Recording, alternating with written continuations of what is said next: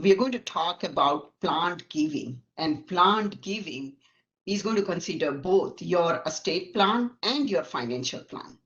So first thing that you want to do is ask yourself, what is the most important to you in your charitable giving? Well, most of us are charitably inclined, but we may think that we are not because we don't know the tools that are available to us.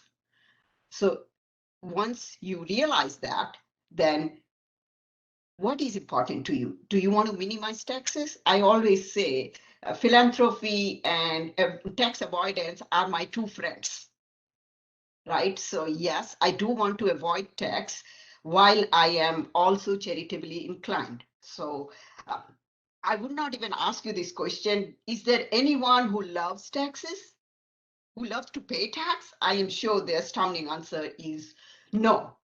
But we're talking about doing good while avoiding taxes. Okay.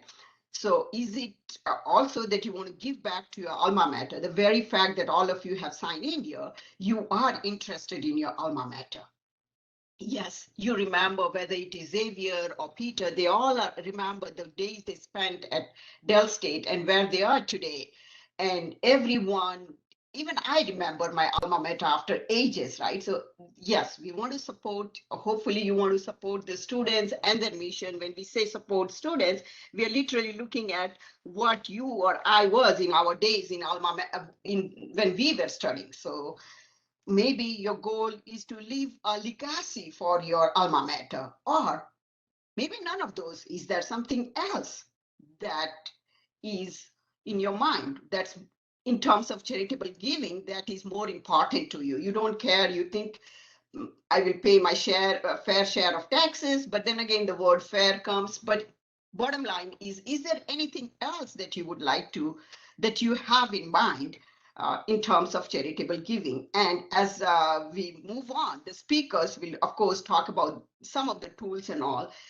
When we talk about planned giving, I said most of us are charitable, but we may not know that because we don't know the tools. So planned giving means you can give any gift, any amount, and any purpose. So I kind of, since I am almost a born teacher, I always come up with acronyms, right? So what is the gap? What is the gift that you want to give? What is the amount? And what is the purpose?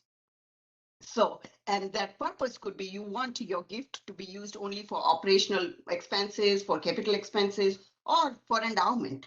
Do you want to give it right now, or do you want to give it later, current or deferred? And the bottom line is planned giving takes into consideration all of these. What is important is, if we don't, Justin, do you mind moving on to the next slide, please? Thank you. So what is more important is what is your tick? And again, this is my another acronym. What is the time? What is your intent? And what are the circumstances that you are in? So ask yourself, what am I preparing for financially right now? All of you may be in different stages of your financial life. Is it that you're just getting your career started? Or maybe you're one of those who is accumulating wealth and investments. Personally, I kind of tell my students that's the time when you are accumulating wealth for your retirement, you're paying off your student loan and all those things. But if you are charitably inclined, of course, you're talking about teeth, right? Teeth, or even giving to your alma mater. But at the same time, you're also saving for your retirement. All of these goals come into that time period. So you might think that, oh, I don't have the money to be charitably inclined. I am inclined, but I don't have the money. So we are going to walk you through what you can do for your alma mater, while at the same time getting the utility of feeling good that you did something, despite the fact that you may not have the right kind of cash resources available for you right now. So again, planned giving is giving using your assets versus your income. You may not have income right now, but you may have some assets. And I'll give you a simple example. Let's say you bought a Home Depot, and I'm going to quote some numbers here. Let's say you bought Home Depot somewhere in 90s. It was $2.50. Can you believe that? It was $2.50 a share. And now today it is $245. Let's say you had bought 1,000 shares. So you bought 1,000 shares, now you have accumulated. Of course, if you sell that, you will have to pay capital gains tax and all. Okay, so we will go into that detail later. So what am I preparing for financially right now? Is it getting my career started, accumulating wealth, saving for retirement? Or the last point, equally important, ensuring that your assets can make an impact on your family and the causes that you care about beyond your lifetime. So you are not thinking about your alma mater at the expense of your family. So there are tools which will help you fulfill your feel-good utility of giving to your alma mater while also providing for your family. And those are the things that we are going to talk about. And again, this is going to be very, very brief. There is a Q&A session. There's a chat there, so feel free to text any of your questions that you have. So today's session is going to be very brief. We're not going to go into the details of it, though I do have a habit of going into more details than needed. So stop me if that's what happens. So finally, what are your financial goals for yourself, your family, and your charitable giving? This is the three-legged stool that we are talking about: your goal, your family, and your charitable giving. Are these goals tied to building a nest egg for the future? Yes, we all want our nest egg for the future, right? Yes, you may have some social security income, but you still want to be self-reliant. So yes, most of us will have building a nest egg for the future. But in that future also probably comes your alma mater. Securing income for myself and my spouse in retirement, yes, very, very important. Equally important is supporting your family members, and I call these the extended family, the DSU or any charitable organization. That is your extended family, right? And I myself think that's my extended family also. So passing along the assets to family or the charities that you care about. And I gave you an example of Home Depot. So if you now you have 242,000 something in your account that you have 1,000 shares, right? So 245,000 is approximately what you have.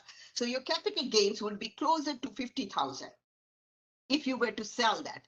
But if you give it to your alma mater, if that is your charitable inclination, if you give it to your alma mater, guess what? You don't have to pay those 50,000.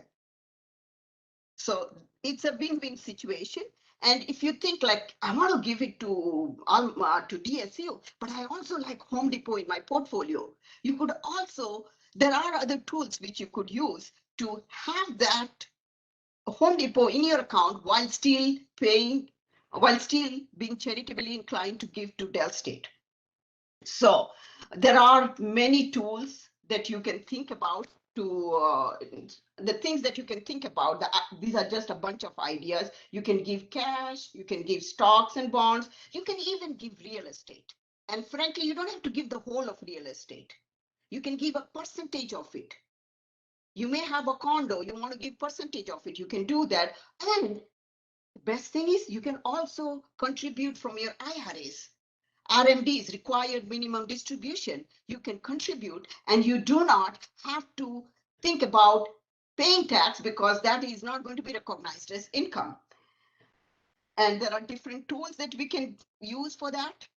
Of course, the other speakers are going to talk about charitable retained trust, remainder trust, and charitable lead trust, and so on. So with that, I am going to pass on to my esteemed colleague, Peter Gardner. Peter Gardner has taught estate planning for my students at Dell State University. It is his alma mater. He also teaches as an adjunct professor to my students. So yes,